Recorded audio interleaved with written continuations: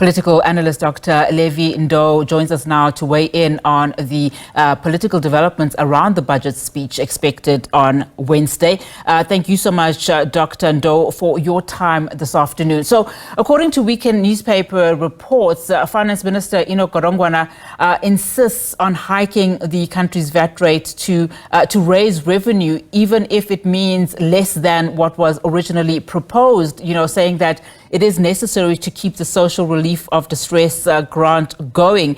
We know that most political parties, including those, of course, in the GNU, as we've said, are highly opposed to any VAT increase. What are we likely then to see come this Wednesday? Good afternoon, Unati. Good afternoon to the viewers at home. My expectation is that the discussions could still be going on amongst the Government of National Unity partners in order to ensure that they move in unison in ensuring that they do not be seen as parties that are divided. Of course, you should always have expected that there could be this kind of discussions and activities, because these parties cannot be in a position to agree. My view is that the minister would try his best to ensure that he's able to play the game that would, at the end of the day, be able to satisfy, especially the GNU partners in government. Of course, you should expect this kind of other activities from other political parties, because when there is no unity in the GNU, it is a good chance for those that are outside the GNU to act and start mobilizing communities around such issues. I mean, having listened to the various political parties at the time of the postponement last month, we heard many of them saying that this was an unprecedented moment for South Africa. Days later, some talked about how the postponement demonstrated democracy at work. I mean, does this inspire confidence, though, to South Africans? It has got two aspects. The first aspect would talk to, firstly, the inability of those that are supposed to be working together not to be able to agree on certain areas. And that talks to the divergency of the members of the Government of National Unity. Number two, it talks to the views of other people outside those that are leading government, that they should also be considered. And it also creates awareness amongst ordinary people that what are the implications when there is an increment of 2%? What is it that government has to prioritize and ensure that they are able to spend their money in a manner that is acceptable and unnecessarily, in the view of many, not increase the VAT. So it also creates very good awareness amongst ordinary citizens that when you always talk about government resources, you therefore should know that it's actually your money and government has to collect it through VAT. Just how much consultation do you think going forward should be held before the budget speech is tabled? I mean, Minister of Finance has been at pains to say that the consultation should really be with a select few, just given the consequences in as far as markets are concerned. But how much do you think should that happen in terms of consultation, when you consider, of course, there is the GNU, but also there are other political parties outside of the GNU that could be very strategic in these discussions? You can consult up to a certain extent. It is not possible that especially the finance minister could consult as broadly as expected.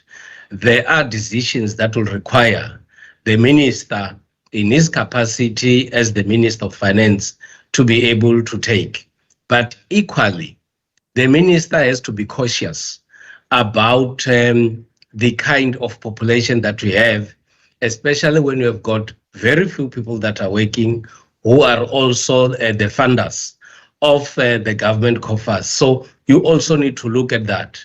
Equally, there are a number of programs that requires financial resources that should indeed come or be financed by government. So in looking at the priorities of government and looking at what government is supposed to offer, there should be a very clear balance that the minister has to create, which might be done not to harm the other party and ensure that all the citizens reach a stage where they say, indeed, this could have been done in a fairly manner. But therefore, it also sends a message to government on how they utilize state financial resources, whether at sometimes they waste resources or whether there are some resources that are not being properly utilized by government officials. So it will require indeed that our financial management systems have to improve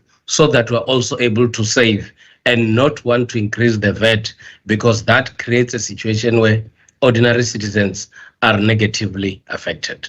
Very quickly, Dr. Ndou, as we wrap up, just given the balancing act that the ANC obviously also has to take into consideration here, given just policy uncertainty and looking at the economic, development in this country and how slow growth has been. There are obviously, high stakes as it comes to local government elections, because this particular budget has raised some concern that the ANC is tone deaf, towards some sensitivities in this country, particularly around, poor ordinary South Africans. Just given the fact that we are going to local government elections next year, how important then is it that come Wednesday that there really does come a balancing act, particularly from the side of the ANC?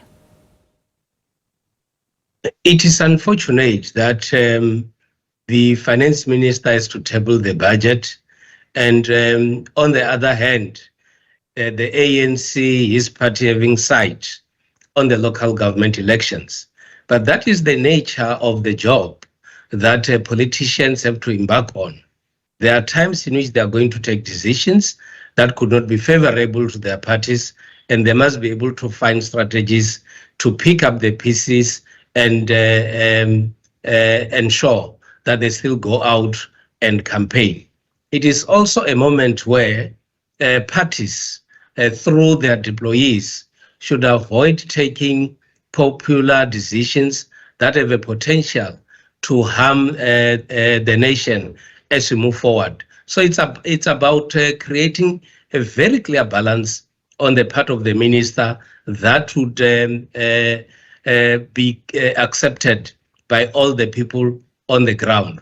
You also expect that if indeed the minister come with proposals that will not be acceptable to some political parties, indeed they are going to use this as a campaigning strategy come 2026 local government elections. Dr. Ndou, thank you so much for your time. Really do appreciate it. Political analyst there, Dr. Levy Ndou.